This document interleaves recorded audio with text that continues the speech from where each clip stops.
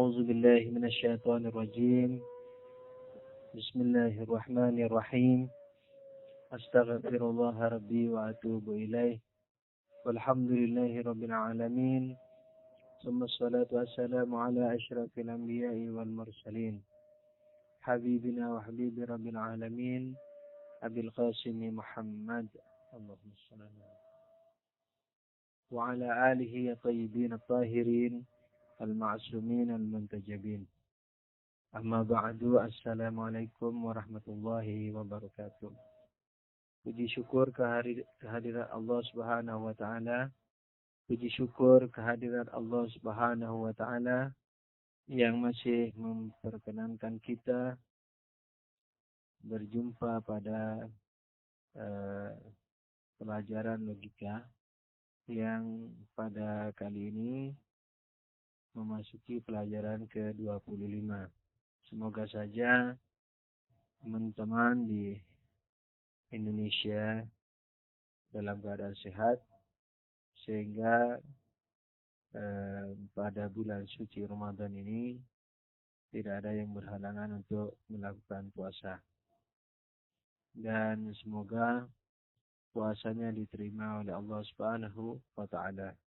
Amin ya rabbal alamin. Sudah tentu doa kita bahwasanya semoga Tuhan menerima puasa kita, karena doa pada hakikatnya adalah kurang lebih keinginan dalam hati yang diucapkan melalui ucapan atau mulut atau lisan, kemudian dikejawantahkan melalui anggota badan, yakni perbuatan maksudnya.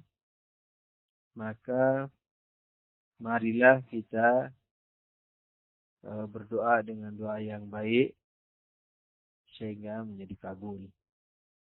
Bukan hanya mengucap doa, bukan hanya ingin dalam hati supaya Tuhan menerima puasa kita, tapi kita wujudkan doa, kita berdoa di sini yang sesuai dengan definisi arifin.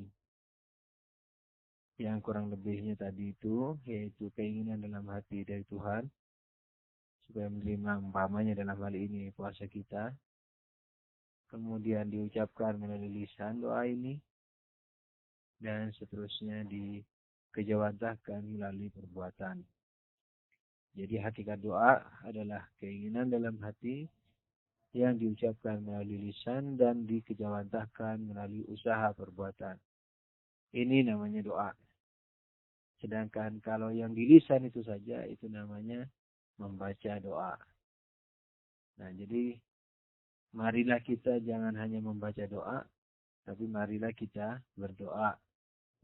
Khususnya dalam rangka keinginan kita supaya Tuhan menerima puasa kita. Oleh karena itu, marilah kita bersama-sama menjauhkan diri dari segala macam maksiat, baik maksiat yang berat atau maksiat yang ringan. Maksiat berat yaitu yang dalam ayat atau hadis dikecam dengan neraka, diancam dengan neraka, atau disamakan dengan orang-orang kafir misalnya. Itu tanda-tanda dosa besar yang tidak ada kecaman seperti itu atau yang sewarna dengan itu biasanya dikenal dengan dosa kecil. Jadi dosa besar kurang lebihnya adalah dosa-dosa yang diancam dengan neraka atau murka Tuhan atau dikecam oleh Tuhan dengan berbagai kecaman. Sedangkan yang tidak disertai dengan itu biasanya disebut dosa kecil. Tapi di mata aulia tidak ada dosa yang kecil. Jadi semua dosa adalah kekurang sopanan kita kepada Allah dan penentangan kita kepada Allah. Oleh karena itu, sekalipun dalam syariat dikenal dosa kecil misalnya, tapi di mata para aulia semua dosa itu adalah besar. Dalam artian berani menentang Tuhan. Semoga kita menjauhkan diri dari segala macam dosa, baik besar atau kecil. Dosa kecil juga kalau diulang-ulang menjadi besar. Atau dosa kecil kalau diringankan atau dikecilkan, diremehkan, itu juga akan menjadi besar.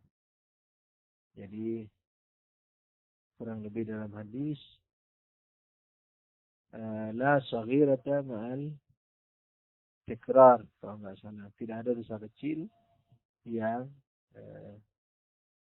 terulang. Jadi dosa kecil kalau terulang-ulang akan menjadi besar.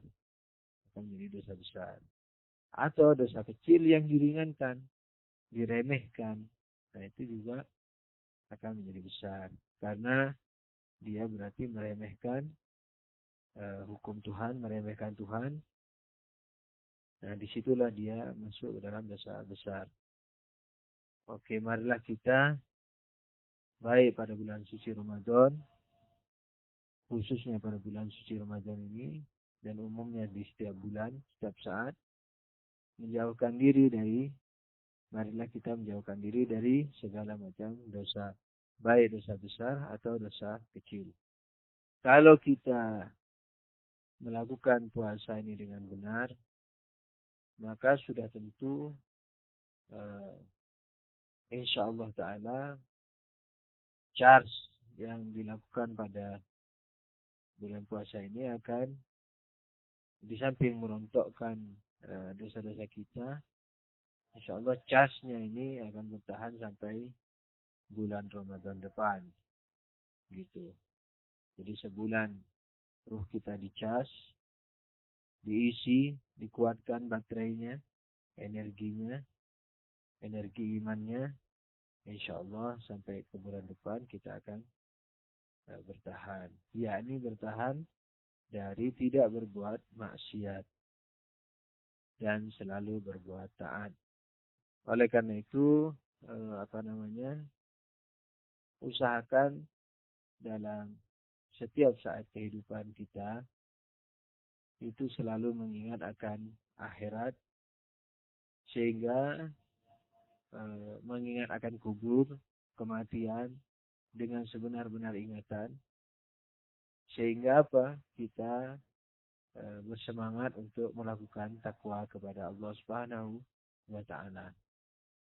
Dan kalau puasa kita ini tidak sebenar-benar puasa, maka kurang lebihnya hanya mendapat istilahnya lapar dan dahaga, dan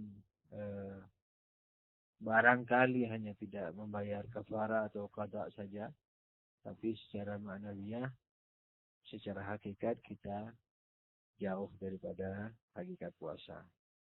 Dan jangan lupa untuk imsaknya sama dengan kebanyakan orang di Indonesia, yakni adzan atau sebelumnya kalau mau hati-hati. Jadi imsak itu pada adzan subuh, tapi kalau mau hati-hati 5 menit atau 10 menit sebelumnya sudah imsak. Dan untuk berbukanya itu menunggu sampai hilangnya mega merah di sebelah timur. Yakni di waktu matahari tenggelam, kalau di sebelah barat itu tidak mendung, maka biasanya terdapat hamparan mega merah dari barat ke timur. Yakni dari tempat terbenamnya matahari sampai kira-kira ke tempat terbitnya matahari. Nah, waktu maghrib yang diajarkan oleh Ahlul Bait, begitu juga waktu berbuka, yaitu hilangnya mega merah, yakni sebelah timur, yakni ketika matahari tenggelam, sudah tentu kalau tidak mendung di sebelah barat khususnya, maka akan terdapat hamparan mega merah Langitnya juga sekalipun di barat tidak mendung, tapi kalau di atas tebal sekali mendungnya, sulit juga dibedakan. Jadi kalau di barat tidak mendung, lalu langitnya juga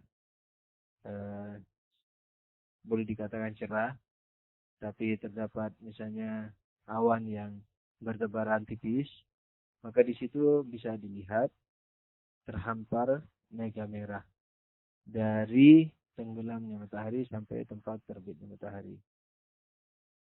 Nah, waktu maghrib adalah hilangnya mega merah itu dari tempat terbitnya matahari sampai ke langit di atas kepala kita. Jadi waktu matahari tenggelam, awal kali tenggelam, biasanya sudah ada di Indonesia, kita masih belum masuk itu. Lalu dari di langit itu terdapat hamparan mega merah. Lalu dari sebelah timur hamparan merah itu perlahan-lahan hilang. Sampai ke arah barat tuh hilangnya. Sampai ke atas kepala kita. Itu baru masuk maghrib. Gitu. Jadi mega merah masih ada dari atas kepala kita ke barat, ke arah tenggelamnya matahari. Nah, sekalipun di atas kita sampai ke barat itu masih ada, itu sudah masuk waktu maghrib. Jadi yang penting dari timur sampai ke arah kepala kita udah habis mega merahnya. Walaupun seingat saya ada juga marja yang juga dikenal, yakni yang ditaklidi maksudnya. Seingat saya Ayatullah Bahjat itu definisi maghribnya sama dengan yang di saudara-saudara kita ahli sunnah wal jamaah, yaitu di waktu tenggelamnya matahari. Sudah tentu tenggelamnya secara sempurna. Jadi kalau teman-teman ingin tahu sempurna atau tidak, maka kalau dekat laut, pergi ke laut, misalnya kalau mataharinya udah tenggelam sempurna, maka itu bisa dikategorikan sudah masuk waktu berbuka atau waktu maghrib. Tapi yang taklif kepada Ayatullah Bahjat. Tapi umumnya seperti tadi yaitu hilangnya mega merah di sebelah timur. Jadi mari kita jaga puasa kita dengan baik, baik waktu imsaknya atau berbukanya, kemudian juga dari segala macam maksiat. Semoga dapat diterima oleh Allah Subhanahu wa taala.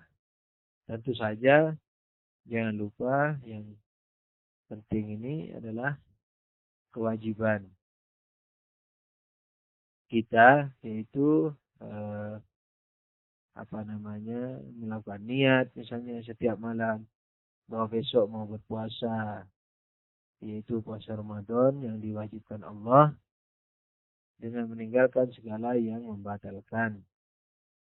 Karena Allah Subhanahu wa taala, atau untuk mendekatkan diri kepada Allah Subhanahu wa taala. Kemudian yang membatalkan puasa di samping makan minum, itu diantaranya memasukkan kepala ke air. Itu kalau di ajaran Islam yang diajarkan oleh Ahlul Bait, itu salah satu daripada yang membatalkan puasa. Kemudian masuknya debu yang tebal, misalnya melalui mulut atau kerongkongan atau hidung sampai ke kerongkongan, saya gitu. Dan lain-lain. Semoga teman-teman juga rajin mempelajari risalah amaliyah atau tulisan fikih yang ditulis oleh marja'nya masing-masing atau yang ditaklidi oleh masing-masing teman. Untuk pelajaran logika kali ini kita akan meneruskan perlawanan hubungan dua universal, yakni hubungan yang terakhir dari 4 hubungan, yaitu hubungan perbedaan. Nah, hubungan 4 perbedaan ini, hubungan yang keempat yaitu perbedaan, kalau dilawankan hasilnya sama dengan lawan daripada hubungan umum dan khusus dari satu segi. Yakni hasilnya apa? Perbedaan partikuler. Pada naskah yang telah lalu atau pada pelajaran yang telah lalu itu harap diadakan perbaikan pada istilah perlawanan partikuler. Yang tepatnya adalah perbedaan partikuler, bukan perlawanan partikuler. Perbedaan partikuler. Sebagaimana maklum bahwa hubungan perbedaan yakni dua pahaman universal yang ekstensinya masing-masing tidak ada yang ketemu. Jadi ekstensi A tidak pernah ketemu dengan ekstensi B yang disimbolkan dengan garis sejajar. Kemarin juga teman-teman bertanya apakah diagram atau tanda-tanda yang kita pakai dalam pelajaran logika ini sama dengan matematika. Jawabannya ada yang sama, ada yang enggak. Yang misalnya yang sama dengan itu sama, tapi yang lain-lain kayaknya beda. Seperti tanda sejajar, walaupun yang dimaksud juga memiliki kemiripan. Yakni A sejajar B, yakni nggak pernah ketemu B gitu maksud. Tapi yang kali itu kayaknya betul-betul berbeda. Yakni A kali B itu sebenarnya yang dimaukan apa? Bertemu dan berpisah. Yakni bertemunya di titik, ketemunya dua garis silang, katakanlah gitu. Berpisahnya di katakanlah garis yang menganga itu. Tapi kalau A lebih besar dari B atau B lebih kecil dari A atau sebaliknya, nah itu mungkin sama. Anyway, yang penting yang dimaksudkan di sini jelas bahwa yang sama dengan, yakni seluruh ekstensi A selalu ketemu dengan ekstensi B dan begitu juga sebaliknya. Kalau ditandai dengan sejajar, yakni nggak pernah ketemu, yakni perbedaan. Kalau lebih besar, lebih kecil, nah itu ada yang misalnya A yang lebih besar, B yang lebih kecil, berarti setiap B adalah A, tapi tidak semua A adalah B. Yakni setiap B adalah A, kalau B yang lebih kecil, dan sebagian A adalah B, tapi sebagian A bukan B. Dan minus-minus yang dipakai di situ adalah bermakna bukan. Begitu juga ada yang bertanya kemarin mengenai mengapa hubungan min A dan B atau min B dan A dan seterusnya tidak dibahas. Saya kemarin merasa paham terhadap pertanyaan ini, tapi setelah dicek di diktatnya, saya ternyata tidak paham dengan pertanyaannya ini. Apa yang dimaksud min A dan B ini? Apa juga yang dimaksud min B dan A? Jadi ingat bahwa A dan B ini, A dan B ini simbol dari kita, bukan kayak simbol matematika yang A selalu A, B selalu B. Kita A-nya ini macam-macam. Kalau A sama dengan B, A itu isinya apa? Manusia. B isinya apa? Rasional. Jadi kalau sama dengan tanda A sama dengan B, sama dengannya di situ, itu berarti seluruh ekstensi A ketemu dengan seluruh ekstensi B. Gitu. Tapi kalau misalnya A sejajar B, isinya A udah lain. A menjadi misalnya manusia, B menjadi batu. B menjadi batu atau air. Atau batu lah. Atau pohon. Jadi nggak pernah ketemu. Setiap pohon bukan manusia, setiap manusia bukan pohon. Kecuali manusia pohon. Dulu ada serial di TV. Entah berapa belas tahun yang lalu ada manusia pohon. Anyway, serial anak-anak. Jadi A dan B di sini tidak kayak matematika itu. Jadi punya sasaran tertentu dalam artian yang boleh dikata seragam gitu ya. Di sini hanya ingin memudahkan aja, meringkas gitu. Jadi A kadang-kadang dengan B isinya adalah dua universal yang ekstensinya sama. Jadi ketemu semua. Kadang-kadang tidak ketemu semua gitu. Kadang-kadang ketemu sebagian, tidak ketemu sebagian. Kadang-kadang isinya A manusia, isinya B bukan rasional, bukan juga misalnya batu, tapi misalnya B-nya itu binatang. Jadi atau misalnya benda atau apa saja. B juga bukan singkatan ya, nanti B jadi binatang atau jadi benda, bukan. Apa aja lah. Yang penting pahamannya, misalnya kalau yang diinginkan sekarang adalah A manusia, B misalnya binatang, berarti B lebih luas dari A. Gitu.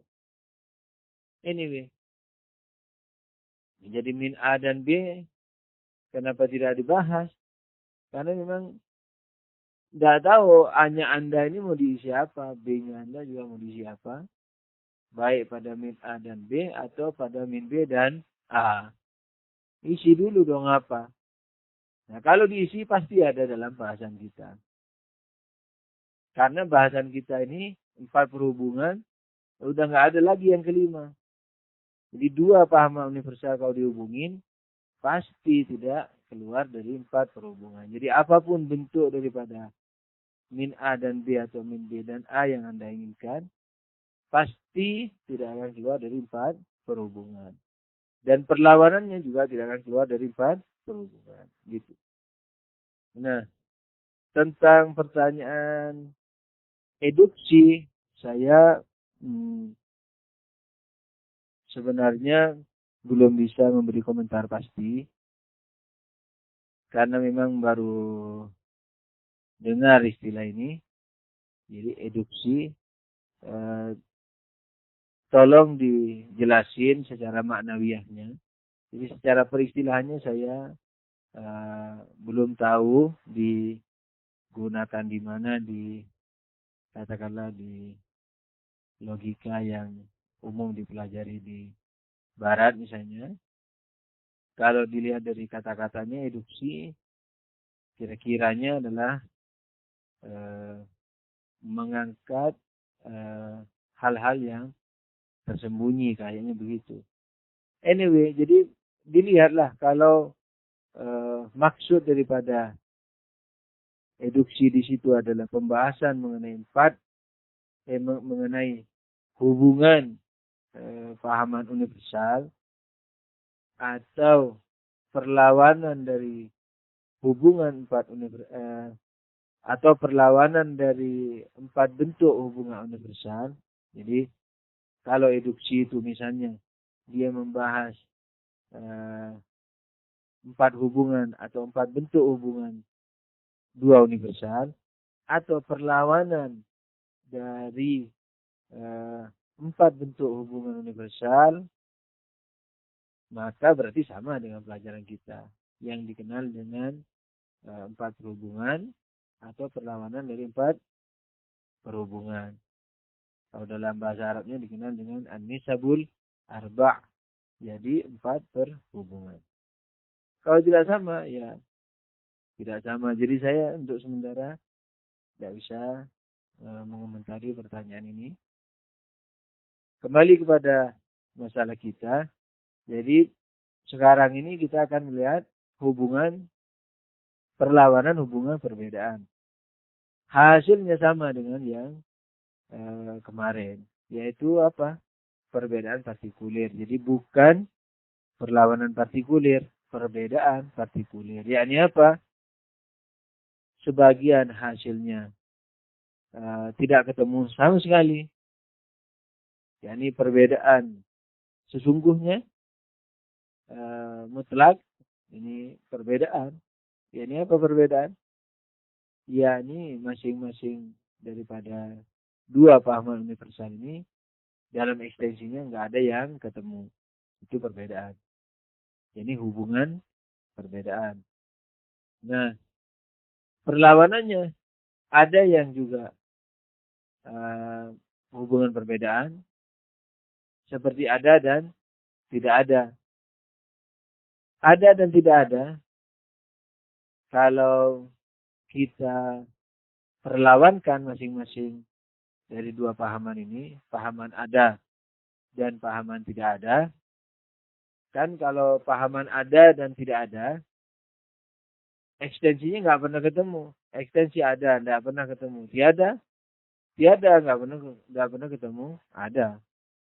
Karena ekstensi tiada, nggak ada. Nah, kalau ada ekstensinya berarti ketemu dengan ada. Ekstensi pahaman tidak ada, ya tidak ada. Bagaimana mau ketemu dengan ada? Gitu. Nah, jadi ini hubungannya apa? Hubungan perbedaan.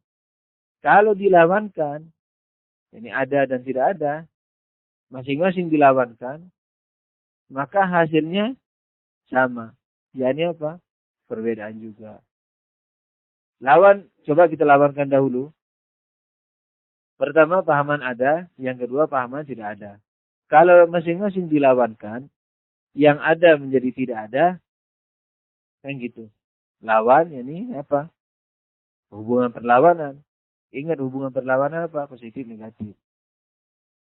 Kalau tadinya ada, sekarang jadi negatif, tidak ada. Kalau tadinya tidak ada, maka akan menjadi tidak ada. Yang ada menjadi tidak ada, yang tidak ada menjadi tidak ada. Tidak ada, yakni ada.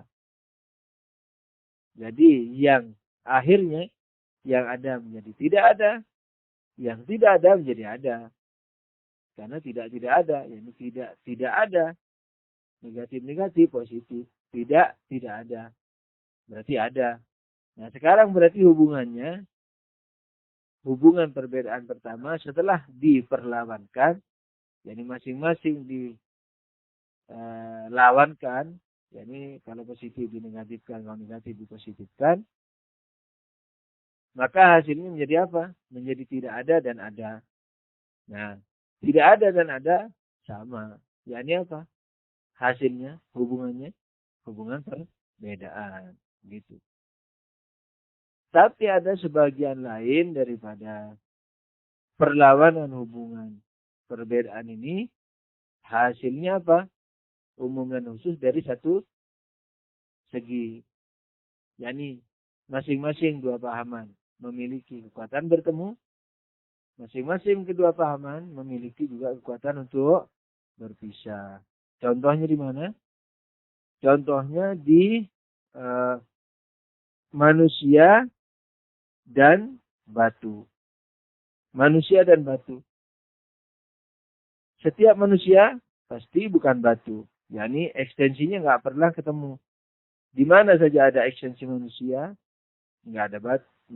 Dia bukan batu. Di mana ada ekstensi batu, dia juga bukan manusia. Kecuali maling kundang. Nah, kalau betulan ada. Tapi itu juga ketika maling kundang jadi batu, dia tidak bisa lagi disebut manusia. Anyway, selagi masih manusia maling kundang, tidak bisa disebut batu. Ketika dikutuk telah menjadi batu, juga nggak bisa disebut manusia. Gitu. Jadi tetap nggak bisa ketemu. Biar di maling kundang juga nggak ketemu manusia dan batu ini. Kalau dilawankan, akan menjadi bukan manusia dan bukan batu. Nah, bukan manusia dan bukan batu, ini hasilnya umum dan khusus dari satu segi. Yakni masing-masing memiliki kekuatan bertemu. Di mana ketemunya? Misalnya di pohon. Pohon bisa dikatakan bukan manusia. Jadi dia merupakan ekstensi bukan manusia. Dan dia juga merupakan ekstensi daripada bukan batu. Pohon, yakni ekstensi bukan manusia. Dan ekstensi bukan batu. Jadi ketemu. Tapi bukan manusia berpisah dengan bukan batu di mana? Di batu. Yakni batu bisa dikatakan bukan manusia. Jadi batu dia adalah ekstensi bukan manusia. Tapi nggak bisa batu itu disebut ekstensi bukan batu. Nah, jadi berpisah di situ. Jadi kapan bukan manusia berpisah dengan bukan batu? Di batu. Kapan ketemu? Di pohon, di air, dan lain-lain. Sebaliknya, bukan batu juga begitu. Bukan batu ketemu dengan bukan manusia. Di mana? Di pohon, air, dan lain-lain. Tapi, bukan batu berpisah dengan bukan manusia di mana? Di manusia. Manusia merupakan ekstensi bukan batu. Tapi tidak bisa dikatakan ekstensi bukan manusia. Jadi, bukan manusia dan bukan batu memiliki kekuatan untuk sama-sama memiliki kekuatan bertemu dan berpisah. Nah, ketika dia memiliki kekuatan bertemu dan berpisah, bisa dikatakan oleh kita bahwa bukan manusia dan bukan batu berpisah. Nah, tapi jangan dibilang, oh kalau begitu kamu menolak bertemunya dong. Enggak, saya mengatakan sebagiannya berpisah. Jadi kita bisa mengatakan bahwa sebagian bukan batu, apa? Sebagian bukan manusia adalah bukan batu, sebagian bukan batu juga bukan manusia. Jadi sebagian bukan manusia, bukan tidak bertemu atau iya. Jadi sebagian bukan manusia tidak ketemu dengan bukan batu, sebagian bukan batu tidak ketemu dengan bukan manusia. Jadi kita bisa mengatakan bahwa bukan manusia, sebagiannya nggak ketemu dengan bukan batu. Nah, sebagian yang lain ketemu nggak ketemu, kita nggak komen. Nah, oleh karena itu, kalau digabung dengan hasil yang pertama, yakni perbedaan, maka akan menghasilkan apa? Perbedaan partikulir, bukan perlawanan partikulir. Sorry. Jadi yang kemarin dalam pelajaran atau dalam naskah yang disebut dengan perlawanan partikulir diganti dengan perbedaan partikulir gitu. Nah, jadi di sini juga sama hasilnya 2. Oke, kita baca naskahnya. 4. Perlawanan hubungan perbedaan. Jadi di sini judulnya, subjudulnya dirubah. Bukan perlawanan hubungan perlawanan, tapi perlawanan hubungan perbedaan. Perlawanan hubungan perbedaan. Nah, jadi perlawanan di sini dirubah lagi. Dirubah juga. Kan dalam naskah perlawanan hubungan perlawanan itu judul, subjudul sorry. Nah, itu juga diganti perlawanan hubungan perbedaan. Penjelasannya, perlawanan hubungan perlawanan juga menghasilkan hubungan partikulir. Nah, di sini diganti begini, perlawanan hubungan perbedaan juga menghasilkan hubungan partikulir. Yani apa maksudnya hubungan partikulir? Yakni yang dimaksudkan adalah perbedaan partikulir. Kalau ini enggak salah, tapi harus dipahami yang tersirat. Hubungan partikulir yakni hubungan perbedaan partikulir maksudnya. Tapi enggak perlu diganti naskahnya. Oleh karena itu, kemarin sudah saya bilang bahwa dalam hauzah dalam pesantren kita selalu ada penerapan kepada naskah. Oke, kita teruskan.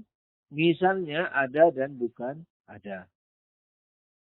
Perlawanan antara bukan ada dan perlawanannya, jadi perlawanan dari ada dan bukan ada, apa? Adalah bukan ada dan bukan ada. Atau bukan ada dan ada. Jadi membukankan bukan ada, menjadi ada. Gitu. Naskah dengan demikian hasilnya juga merupakan hubungan perlawanan. Nah, ini juga harus diganti. Bukan perlawanan, tapi perbedaan. Yaitu tidak pernah berkumpul atau bertemu pada ekstensi-ekstensi keduanya. Naskah, sedang contoh yang menghasilkan hubungan umum, sedang contoh yang menghasilkan umum dan khusus dari satu segi adalah manusia dan batu. Yang menjadi bukan manusia dan bukan batu. Bukan manusia berkumpul dengan bukan batu pada pohon, langit, dan lain-lainnya. Dan berpisah dengan bukan batu di batu. Yakni apa? Yakni bukan manusia berpisah dengan bukan batu di mana? Di batu itu. Dan bukan batu juga berpisah dengan bukan manusia di mana? Di manusia. Naskah dan berpisah, yakni bukan manusia berkumpul dengan bukan batu pada pohon, langit, dan lain-lainnya. Dan berpisah dengan bukan batu di batu. Begitu pula sebaliknya. Sebaliknya, yakni bukan batu berpisah dengan bukan manusia di manusia. Yaitu bukan batu berkumpul dengan bukan manusia pada langit, laut, pohon, dan lain-lain. Dan berpisah dengan bukan manusia pada manusia. Penjelasan dengan cara circle. Hubungan perlawanan A adalah A sejajar B. Yani nggak pernah ketemu. Perlawanannya tidak akan keluar dari min A sama dengan min B. Min A lebih besar dari min B. Min A lebih kecil dari min B. Min A bertemu berpisah dengan min B. Atau min A sejajar min B. Jadi nggak pernah ketemu. Dengan uraian seperti pada uraian hubungan umum dan khusus dari satu segi, hasil perlawanan hubungan perlawanan ini, nah perbedaan ini. Hasil dari perlawanan hubungan perbedaan ini juga menghasilkan hubungan perbedaan partikulir, bukan perlawanan partikulir. Dengan uraian seperti uraian hubungan pada uraian hubungan umum dan khusus dari satu segi. Bagaimana caranya? Kemarin itu. Yakni apa? Min A sama dengan min B nggak bisa dibenarkan. Kenapa? Karena perlawanannya lagi. Jadi kalau min A dan min B supaya hilang kan minnya. Yani kalau dikembaliin lagi ke A tanpa min, B tanpa min, maka min A sama dengan min B hasilnya akan menjadi A sama dengan B. Karena perlawanan hubungan sama juga sama. Nah, dengan demikian enggak benar. Kenapa? Karena hubungan yang diinginkan A sejajar B, bukan A sama dengan B. Min A lebih besar dari min B. Atau min A lebih kecil dari min B, juga enggak bisa dibenarkan. Kenapa? Karena hasilnya akan berbalikan. Jadi, kalau tadinya min A lebih kecil dari min B, kalau dihilangkan minusnya, maka A akan menjadi lebih besar dari B. Kan gitu dulu pembuktiannya. Kalau min B lebih kecil dari min A, kalau dihilangin minnya, maka B menjadi lebih besar dari A. Berarti nggak bisa dibenarkan. Karena yang diinginkan A sejajar B. Yani nggak benar ketemu. Nah, oleh karena itu, karena pada contoh isian, yakni ada dan tiada dan tidak ada, atau manusia dan batu, setelah diisi A dan B-nya itu, maka hasilnya 2 dari hubungan perlawanan perbedaan ini. Perlawanan dulu ini. Dari hasil perbedaan ini, dari 2 contoh daripada hubungan perbedaan, kalau diperlawankan, hasilnya memiliki 2. Yakni yang satu perbedaan, yang satu apa? Umum dan khusus dari satu segi. Yang sudah tentu memiliki keberpisahan pada sebagiannya. Nah, berpisah itu bisa dikatakan perbedaan. Yang perbedaan nggak pernah ketemu. Nggak ketemu.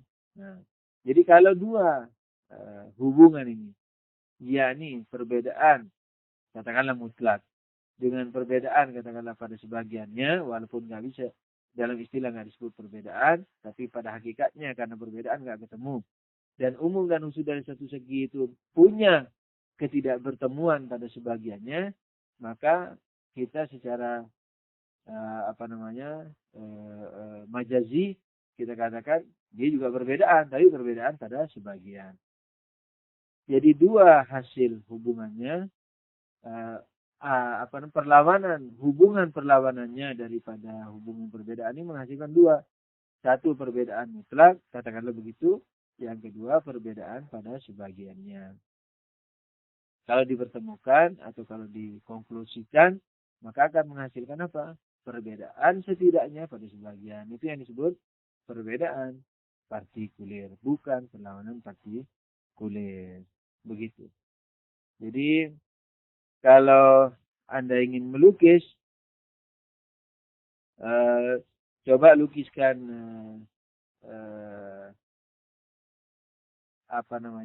kotak, bukan kotak ya, 4 persegi panjang, kemudian dibagi 2. Yang bagian satu disebut katakanlah ada, bagian kedua disebut tidak ada.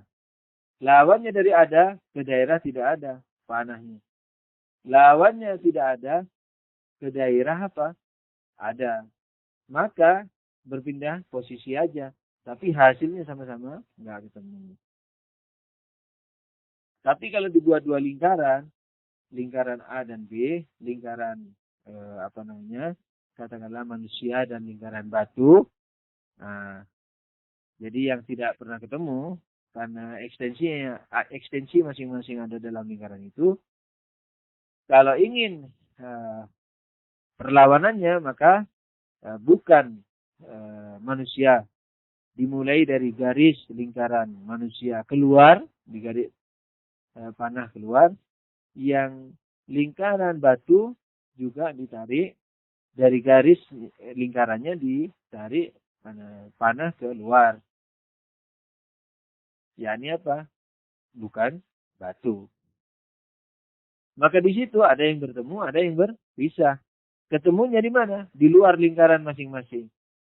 Di mana saja di luar lingkaran bukan manusia, pasti bukan batu. Di mana lingkaran bukan, di luar lingkaran batu, yakni bukan batu, pasti dia juga di luar lingkaran di luar lingkaran manusia, yakni bukan manusia. Tapi sebagian panah daripada bukan manusia itu menembusi lingkaran apa? Batu. Begitu juga sebagian daripada panah-panah yang ditarik garis dari lingkaran batu, yang bukan batu, menembusi kemana? Lingkaran manusia. Nah, di situ berpisahnya. Jadi berpisahnya bukan manusia di dalam lingkaran batu, yakni di batu. Berpisahnya ekstensi bukan batu, di mana? Di dalam lingkaran manusia, yakni berpisahnya di mana? Di manusia. Di luar masing-masing lingkaran itu mereka bertemu semuanya. Sampai di sini dulu perjumpaan kita. Semoga Allah selalu mengampuni dosa-dosa kita dan semoga kita selalu diberikan ilmu yang mencahayai jiwa kita, sehingga jiwa kita tercerahkan, kemudian juga mencerahi perbuatan kita, hati kita, sehingga kita layak disebut orang takwa dengan kebesarannya dan dengan kesucian Muhammad dan keluarganya. Sallallahu alaihi ajma'in. Amin ya rabbal alamin. Wabillahi taufiq wal hidayah. Wassalamualaikum warahmatullahi wabarakatuh.